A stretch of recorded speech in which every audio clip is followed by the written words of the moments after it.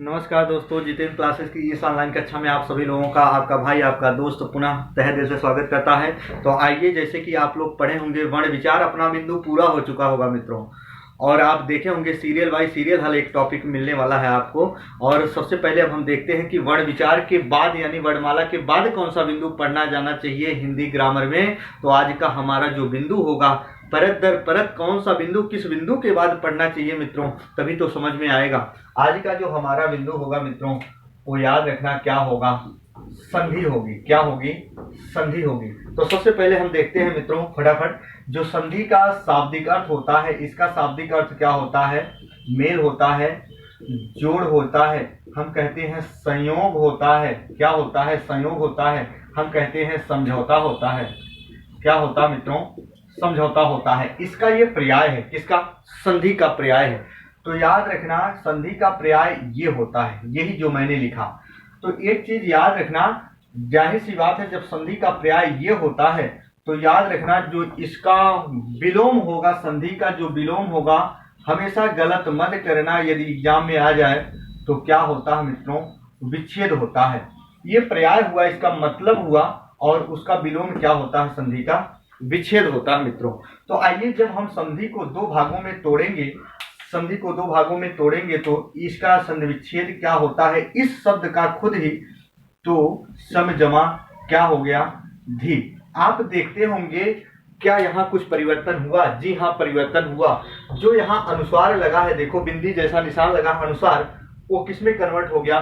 स्वर रहित में। तो याद रखना, ये जहां भी अनुस्वार होता है उसके स्थान पर हम स्वर रहित में का प्रयोग करते हैं। तो इसको दो भागों में डिवाइड किए तो सम प्लस क्या हो गया मित्रों? धी हो गया। अब मुझे पता चला, रटना नहीं मित्रों, 1,00,000 एग्जाम्पल होंगे कब आपके, जब आप कंसेप्ट वाइज सीखोगे। यहां से देखो, एक प्रश्न आपका तैयार हो गया कि संधि में अगर पूछा जाए सदैव कितने पद होते हैं, तो जरा देखो ये क्या हो गया मित्रों? हमारा पहला पद, और ये क्या हो गया?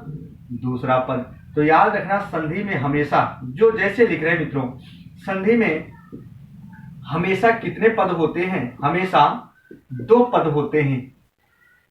संधि में हमेशा कितने पद होते हैं मित्रों?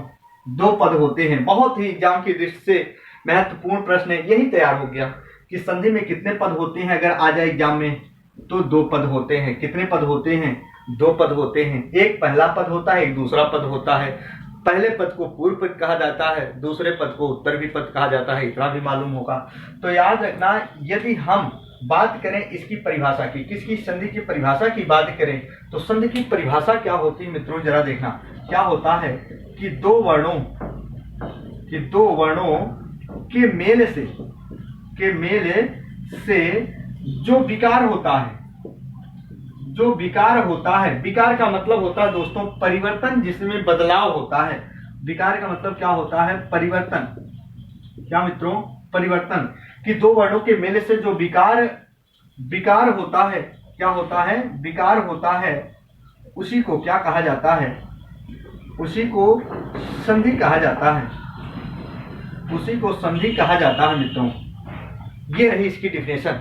पर याद रखना, क्या डिफिनेशन याद करने से हमारी समस्या का समाधान हो सकता है? नहीं मित्रों। ये डिफिनेशन याद करने से हम उत्तर कुंजी का चयन कर पाते तो हमारे सभी कॉम्पिटिटिव एग्जाम की तैयारी करने वाले मित्र डिफिनेशन ही तैयार करके उत्तर कुंजी का चयन कर ले जाते मित्रों, पर ऐसा नहीं होता। आइए हम अब दूसरे तरीके से देखते हैं मित्रों। 2 वर्णों के मेल से जो विकार उत्पन्न होता है उसे तो संधि कहा जाता है। यदि एग्जाम में आए तो अब एक नया प्रश्न और मिला कि संधि में सदैव कितने वर्णों में विकार होता है? कितने वर्णों में विकार होता है? तो याद रखना, संधि में कितने वर्णों में विकार होता है? तो यहाँ नोट करके हम लिख दे रहे हैं मित्रों। हर चीज लिखाई नहीं जाती, हर चीज लिखी नहीं जाती मित्रों। कुछ चीजें सुनी सुनाई चीजें हमारे एग्जाम में आ जाते हैं जब, तो वही सुनकर हम जवाब जो सुने हुए होते हैं वही उत्तर कुंजी का चयन करा देते हैं। तो जरा देखना, अगर आ जाए कि संधि में कितने वर्णों में विकार होता है, तो संधि में हमेशा 2 वर्णों में क्या होता है मित्रों? विकार होता है। कितने वर्णों में विकार होता है? दो वर्णों में। जरा देखो, ऐसे ऐसे प्रश्न मिलते रहेंगे। पिछली बार आयोग क्या हुआ था, किस हाई कोर्ट किसका पेपर था मित्रों, मुझे तो प्रश्न ख्याल नहीं है, याद नहीं आ रहा, पर वहां पूछा गया था संधि में सदैव कितने पदों का आपस में मेल होता है। तो अरे भगवान, जरा देखो मेरे प्यारे दोस्तों, मेरे मित्रों, कितने पदों का मेल होता है। तो द्वितीय पद है यहाँ, पहला पद, एक क्या है दूसरा पद। तो कितने पदों का मेल होता है, दो पदों का मेल होगा।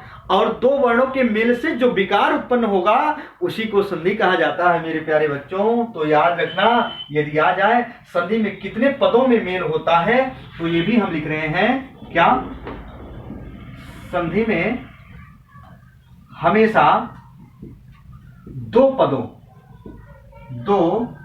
पदों का मेल होता है मित्रों, दो पदों का मेल होता है, मेल होता है। और पदों में विकार नहीं होता है, विकार कहां होता है, वर्णों में।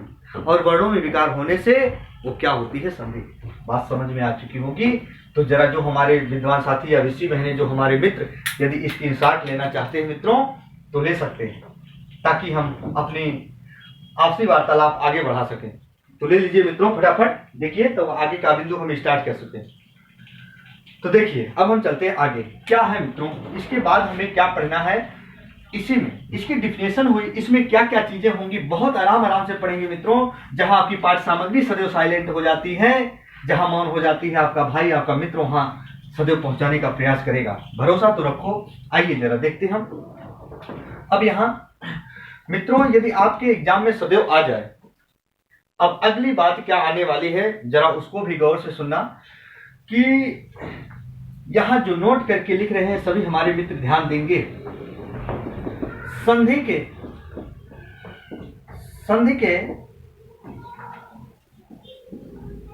पहले पद के अंतिम वर्ण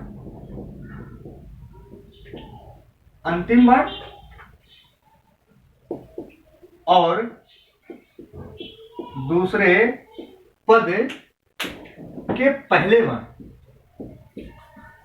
वर्ण का मेल होता है। क्या होता है मित्रों, मेल होता है। जो बता रहा हूं बहुत धैर्य के साथ सुनना मित्रों, जिंदगी समझ जाएगी। जरा सुनो, संधि के पहले पद के अंतिम वर्ण और दूसरे पद के पहले वर्ण का क्या होता है, आपस में मेल होता है। जैसे मैं एग्जाम्पल दे रहा हूं, अभी तो उसकी भूमिका निभा रहा हूं, अभी तो कुछ भी नहीं बताया मित्रों। जैसे मैं एक एग्जाम्पल ले रहा हूं, सिंपल सी बात है मित्रों, छोटा छोटा एग्जाम्पल ले रहा हूं, तो जरा देखो, जो हम बचपन में पढ़ते चले आ रहे हैं तभी आप समझोगे। जैसे मैं एक शब्द लिख रहा हूं यहां, विद्या जमा आलय, जो शब्द बनता है विद्यालय का, ये क्या है, पहला पद, ये क्या है, दूसरा पद।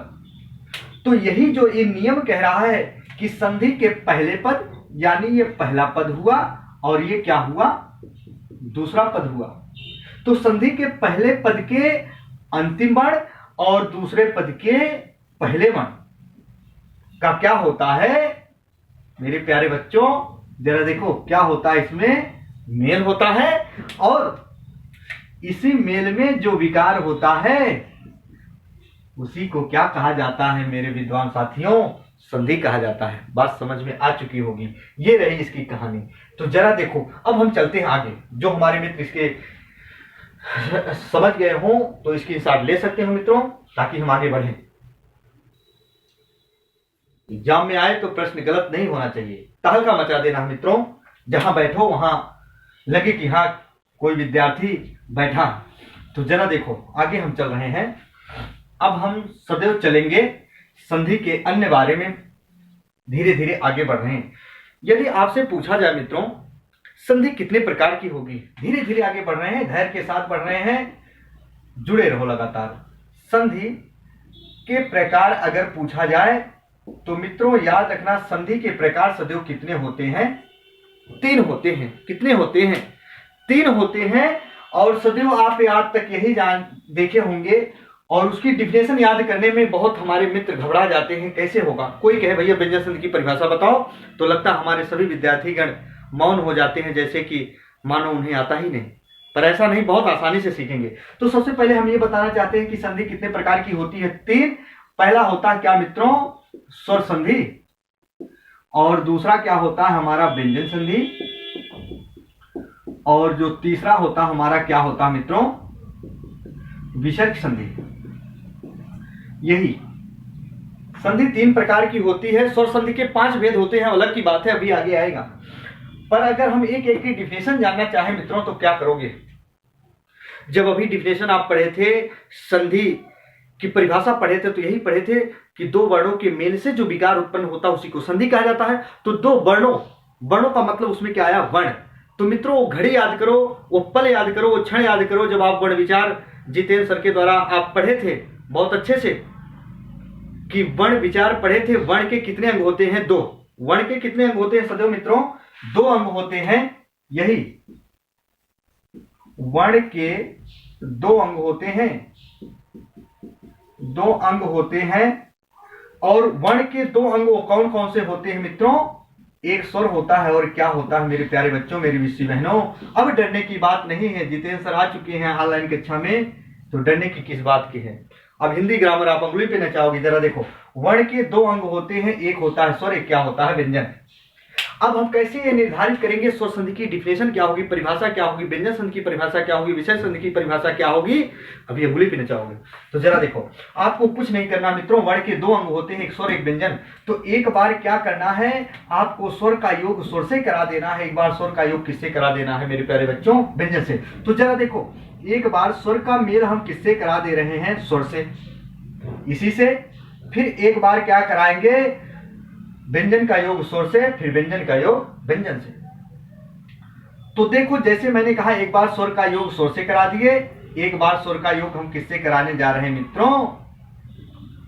व्यंजन से। जरा देखो, अब क्या करना है, व्यंजन का योग एक बार स्वर से, एक बार व्यंजन का योग स्वर से। यानी एक बार व्यंजन का योग व्यंजन से खुद, एक बार व्यंजन का योग स्वर से। तो फिर देखो, जब व्यंजन का योग किससे करोगे मित्रों? जरा देखो, स्वर से, और एक बार किससे करोगे व्यंजन का योग?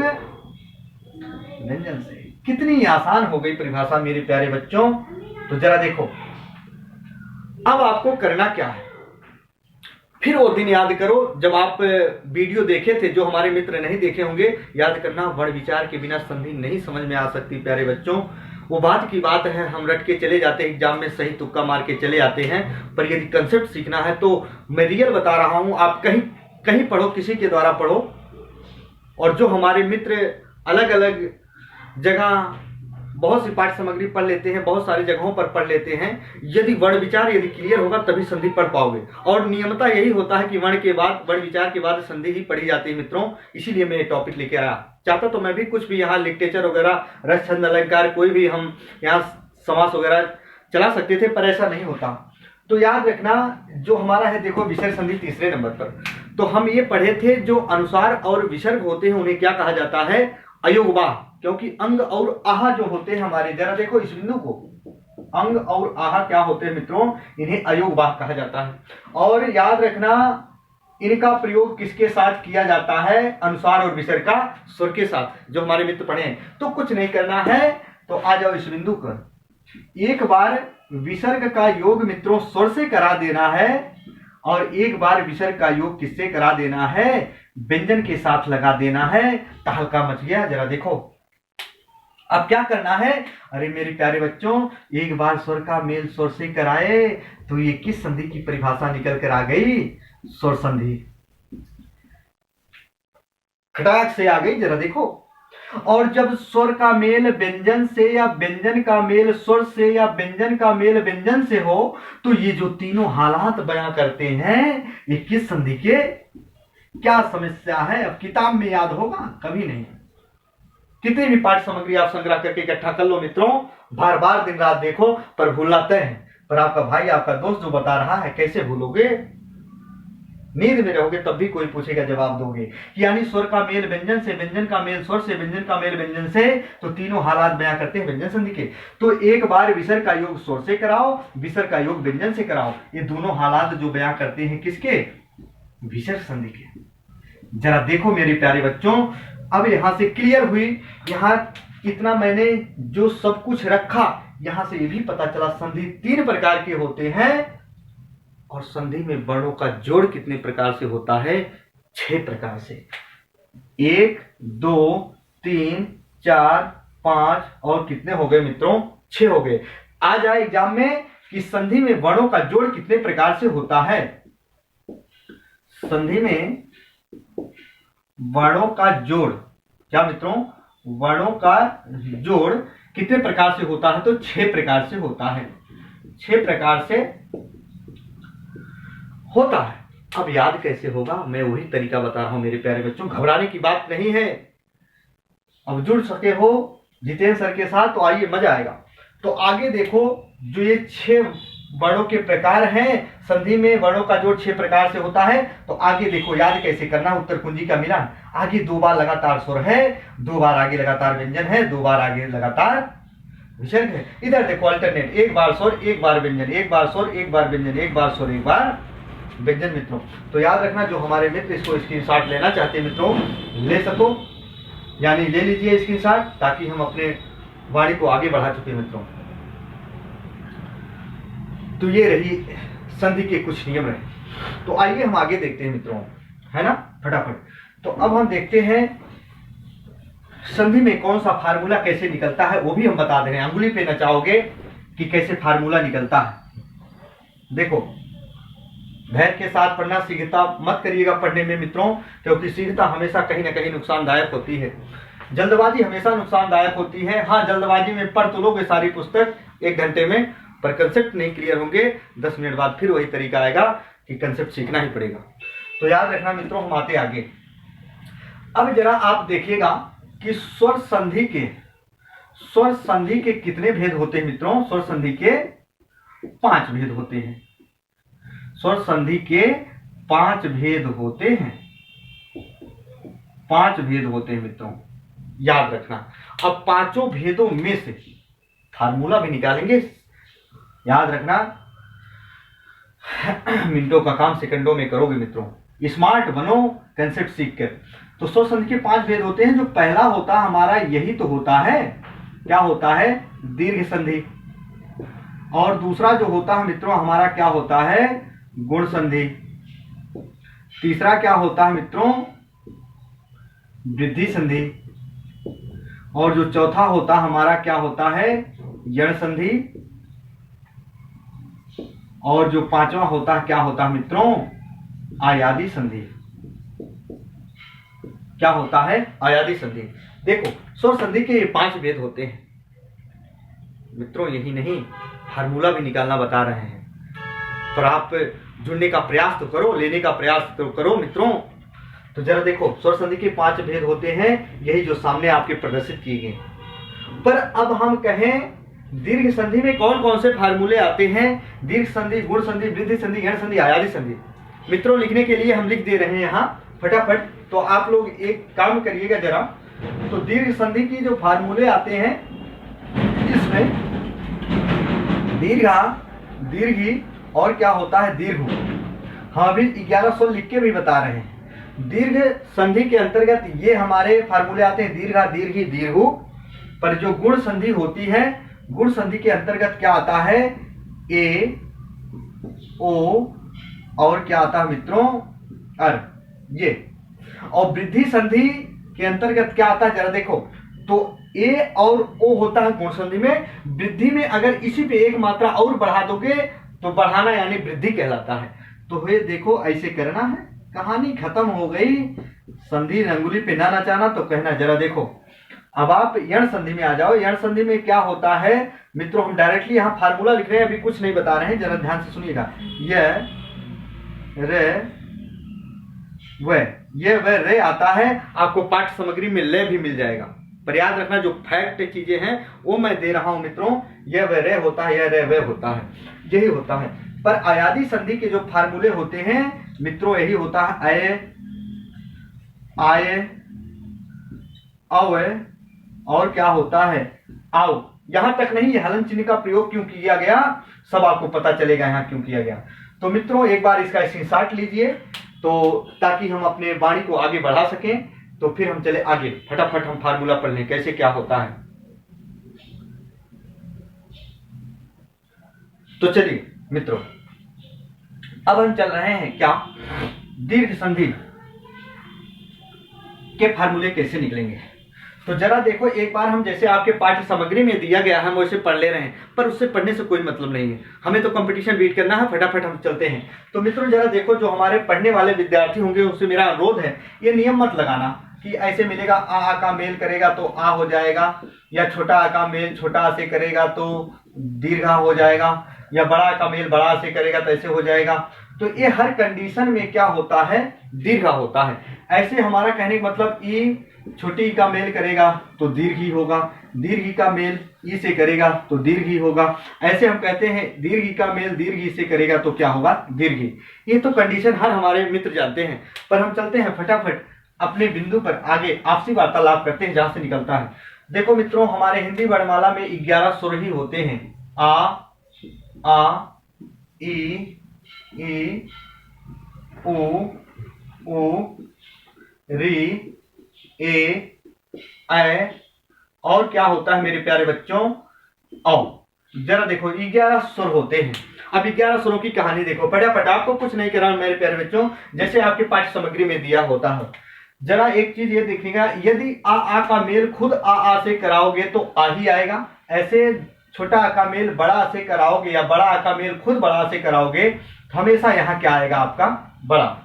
तो ऐसे छोटी ई का मेल बड़ी ई से कराओगे, बड़ी ई का मेल छोटी ई से कराओगे, या बड़ी ई का मेल खुद बड़ी ई से कराओगे तो क्या होगा, बड़ी। ऐसे छोटा ऊ का मेल बड़ा ऊ से कराओगे या बड़ा ऊ का छोटा ऊ से खुद आपस में कराओगे तो क्या मिलेगा मित्रों, ये मिलेगा। और ऐसा कहलाना ही क्या कहलाता है, दीर्घ संधि कहलाता है। बात समझ में आ चुकी होगी। तो जरा देखो, अभी हम कुछ नहीं कर रहे हैं, हम लाइन से लिखेंगे, परेशान होने की जरूरत नहीं मित्रों। तो ऐसे क्या करना है, ये दीर्घ संधि हो गया हमारा, क्या हो गया मित्रों, दीर्घ संधि। और गुण संधि क्या होता है, यही जब आ का मेल ई से कर देता है, क्या आ का मेल ई से कर देता है तो क्या हो जाता है, ए। फिर यही जब आ का मेल उ से कर देता है तो क्या हो जाता है, ओ। फिर इसी जब आ का मेल री से कर देता है तो क्या हो जाता है मित्रों, अर। और ऐसा कहलाना क्या कहलाता है, गुण संधि। समझना। फिर देखो, दीर्घ संधि, गुण संधि, वृद्धि संधि। इसी आ का मेल जब ये ऐसे करा देता है तो क्या बन जाता है, इसी आ का मेल किससे करा देता है, ओ से, तो क्या बन जाता है मित्रों, ओ बन जाता है। ऐसा कहलाना क्या कहलाता है, वृद्धि संधि। हम यहां से निकाल सकते हैं, पर याद रखना हम एक सारणीबद्ध कर दे रहे हैं मित्रों, वो याद करने में आपको आसान होगा। तो जरा देखिए फटाफट, जिसको एक बार स्क्रीनशॉट लेना चाहते हैं ले सकते हैं, पर चलते हम आगे। जरा देखो, हम लिख दे रहे हैं यहां फट से, आपको करना क्या है। तो हम ऐसे लिख दे रहे हैं कि जब आ का मेल आ या आ से होगा तो हमेशा जो होगा, आने वाला जो रिजल्ट शो होगा वो क्या होगा, दीर्घा। फिर ऐसे ही क्या करना है आपको, क्या करना है, जरा देखो, ई या ई का मेल ई या ई से कर देगा, जरा देखो ई या ई से कर देगा तो हमेशा क्या होगा, दीर्घ ही होगा। और हमेशा जो रिजल्ट शो होगा, हमेशा और हमेशा क्या होता है, दीर्घ ई होता है। बातों को समझिएगा, क्या होता है मित्रों, दीर्घ ही होता है। और ऐसे ही जब हम आगे चलते हैं मेरे प्यारे बच्चों, जरा देखो, उ या उ का मेल किससे कर देता है, उ या दीर्घ उ से, तो हमेशा क्या होता है, दीर्घ उ होता है। क्या होता है, दीर्घ उ होता है। जरा देखो क्या होता है मित्रों, दीर्घ उ होता है। यहां तक की बात समझ में आ गई होगी। अब जरा देखो करना क्या है आपको, ये हमारा दीर्घ हो गया, ये संधि जो आई हमारी किसकी आ गई, दीर्घ संधि की आ गई। क्या आ गई मित्रों, दीर्घ संधि की आ गई। अब जरा आपको देखना है क्या, दीर्घ के बाद आपको क्या करना है, कौन सी संधि, गुण संधि। अब गुण संधि में क्या होता है, जरा देखो फटाफट, ऐसे ही जब आ का मेल ई या ई से करा देगा तो हमारा जो रिजल्ट शो होता है मित्रों क्या होता है, ए होता है। ऐसे ही जब देखो क्या करना है आपको, आ का मेल किससे करा देना है मित्रों, आ का मेल किससे करा देना है, उ या उ से करा दोगे तो हमेशा जो रिजल्ट शो होगा वो क्या होगा, ओ होगा। क्या होगा मित्रों, ओ होगा। यहां तक की बात समझ में आ गई। ऐसे ही आगे जब कराता है इसका मेल किससे कराएगा, री से। तो जरा देखो ऐसे क्या करोगे, आ का मेल किससे करा दोगे मित्रों, री से। तो यहाँ जो रिजल्ट शो होगा ए ओ के क्या बाद होगा मित्रों, अर होगा। बात समझ में आ चुकी होगी। तो ये दीर्घ संधि था। ये जो दूसरा हमारा ये क्या है, गुण संधि हो गया। अब जरा देखो वृद्धि संधि क्या कहती है। वृद्धि संधि में क्या करोगे, जब आ का मेल, जरा देखो ऐसे आ का मेल किससे कर दोगे मित्रों, ए ऐसे किससे कर दोगे, ए ऐसे कर दोगे, तो जो रिजल्ट हमारा हमेशा सो होगा मित्रों, वो क्या होगा, ऐ होगा। क्या होगा, ऐ होगा। फिर ऐसे ही आपको क्या करना है मेरे प्यारे बच्चों, आ का मेल ऐसे किससे कर देना है, ओ या किससे कर देना है, आओ से। तो जो हमारा रिजल्ट शो होगा मित्रों, वो क्या होगा, आओ होगा। याद रखना, कई बार यूपी ट्रिपल एससी में यही पूछ लिया गया है कि ऐ का निर्माण किससे होता है, आ का मेल उ से, या आ का मेल ए ऐसे किससे। तो ये यदि याद रहेगा कहीं न कहीं आपके लिए फायदेमंद होगा मित्रों। तो याद रखना, ये रहा इसका तरीका। अब हम चलते हैं, देखो दीर्घ संधि, गुण संधि हम ये भी पढ़ चुके, क्या वृद्धि संधि। तो वृद्धि के बाद हम पढ़ने वाले हैं क्या, 1 हो गया, 2 हो गया, 3 हो गया, यानी स्वर संधि के 3 हम फार्मूले पढ़ चुके। अब हम पढ़ने वाले हैं क्या मित्रों, जरा देखो यण संधि। यण संधि क्या होता है, जरा एक चीज और सुनना। ये कहते हैं मित्रों, जब ई का मेल किसी असमान स्वर से हो, ई का मेल किसी असमान स्वर से हो, तो याद रखना मित्रों, ई के स्थान पर क्या आ जाता है, या आ जाता है। इसका मतलब ये हुआ, ई को छोड़कर, इस दोनों को छोड़कर इसके साथ कोई भी असमान स्वर आए, पर इसी के समान जाति के स्वरों का मेल इसी से नहीं करा देना, गलत हो जाएगा। जरा देखो हम क्या करा रहे हैं, ऐसे जब ई या ई का मेल किसी किससे हो, असमान स्वर से हो, असमान स्वर से हो, तो ई के स्थान पर आपको क्या रखना है मेरे प्यारे बच्चों, या रखना है। क्या रखना है, या रखना है। पहला हो गया।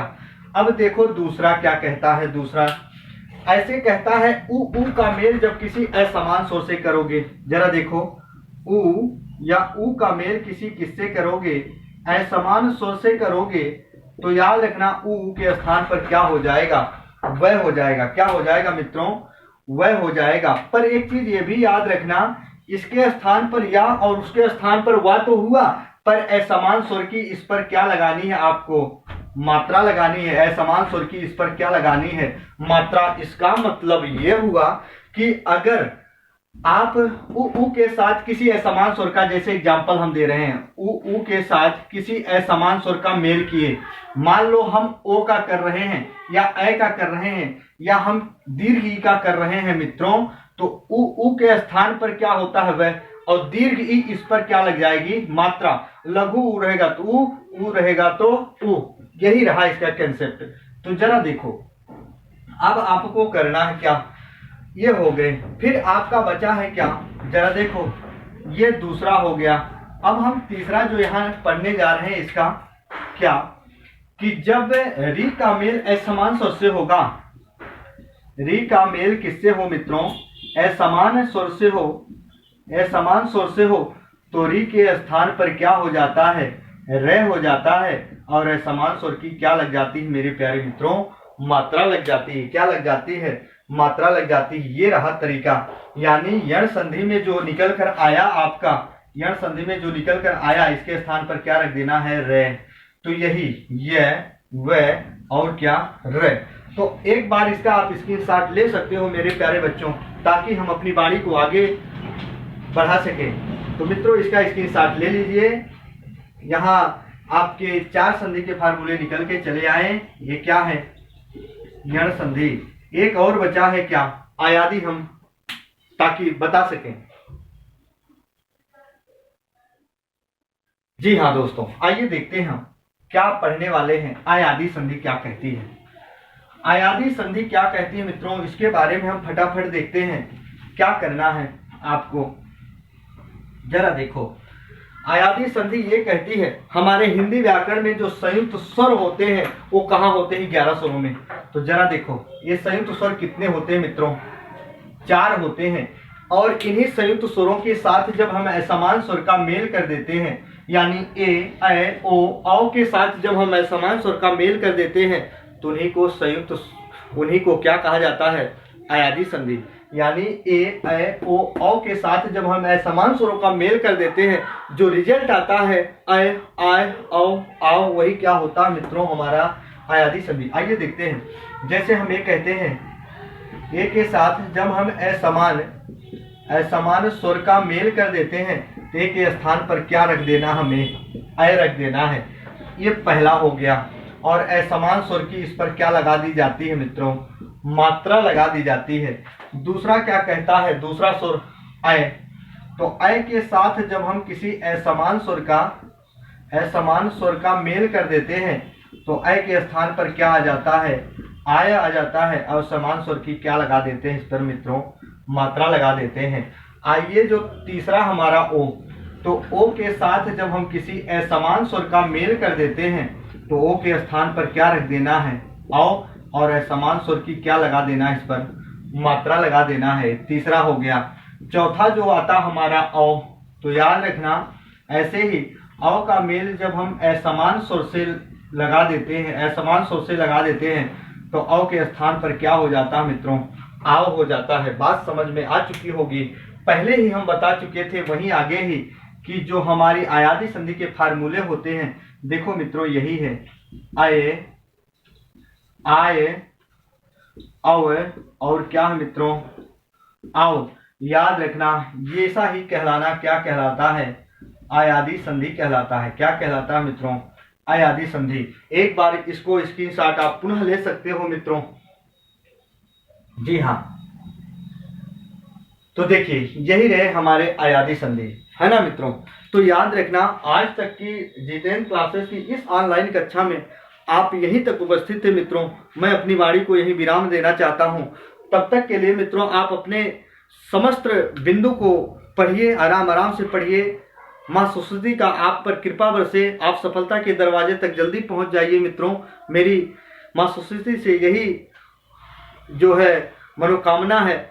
तो आप भी बहुत अच्छे से पढ़ाई करिए मित्रों। और आपका मित्र, आपका भाई अब उपस्थित हो चुका है ऑनलाइन कक्षा में। आपको डरने की कोई बात नहीं। हिंदी व्याकरण का समस्त बिंदु जो हमारे मित्र, जरूरी नहीं कि हम यहाँ संधि चला रहे हैं या वर्ण विचार चला रहे हैं, वही बिंदु पूछ सकते हो। वही नहीं, हिंदी ग्रामर का समस्त बिंदु जो हमारे मित्र कहीं संशय में फंसे हो, उनके दिमाग में कोई प्रश्न हमेशा कुरेदने का प्रयास कर रहा हो, तो पूछ सकते हो मित्रों। तो आज तक की कक्षा यहीं तक थी। जय हिंद, जय भारत दोस्तों।